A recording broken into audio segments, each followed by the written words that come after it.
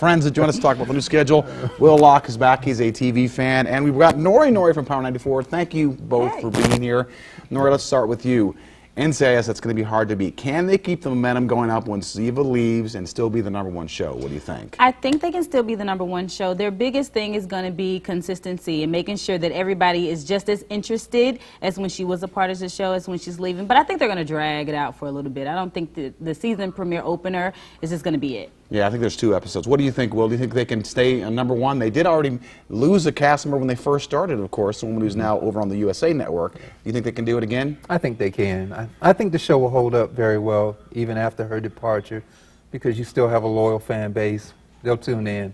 Now, speaking of fan base, is there a different kind of fan base that the other networks are going for the Agents of S.H.I.E.L.D., the Marvel show, you think? They're not really going for the NCIS crowd? What do you think, Nori? They're not going for the NCIS crowd. They're going for the younger, more Comic-Con kind of people, those who are more into fantasy-type television. You have the superheroes. You have the agent returning. So it's going to be really good to find out who is going to be the major players in this show, and it is going to cater to a younger audience. Well, what do you think? Do you think the network executives, the other guys, are saying, look, if we can get 10% of the audience that NCIS does, then Marvel Agents of S.H.I.E.L.D. is a success? You think they've got a number they're looking at right now?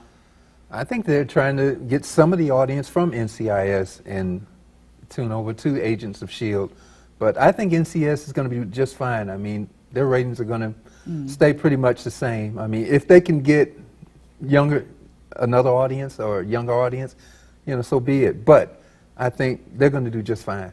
Now, some of the other networks, obviously Fox is trying the comedies with Dads and Brooklyn Nine-Nine, and you've also got The Voice, a huge reality show. Can that one survive? I think it's probably going to be okay. What do you think? The Voice is going to survive because, first of all, they're bringing back the original judges, so everybody is back. And I think that's exciting because they're dynamic, they're jokes and how they play, how they develop the new artists that are coming onto the scene. Everyone loves it, and so I think it's going to survive. It's going to be great. People are going to love The Voice.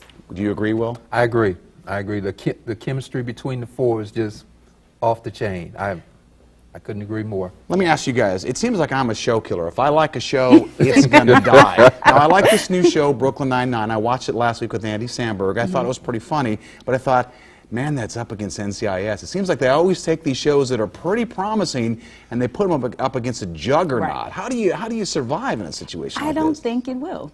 Yeah. I think it'll get a good, maybe a second season, but for the most part, I think it'll dwindle off. People will try to see what it is, but then the shows that have that loyal fan base and they know what they're getting, they're going to go back to NCIS, even if they go check it out. What do you think, Will? Brooklyn Nine-Nine needs to move to another night. It has to. In order for it to survive, it's got to go to another night. If not, then it's just going to fall by the wayside. Who's going to blink first, Fox or CBS? I think it's going to be Fox. Fox. Yeah, Fox they're definitely going to say. They will blink. And it's interesting that some shows, though, it does seem like they got the built-in audience, like The Voice.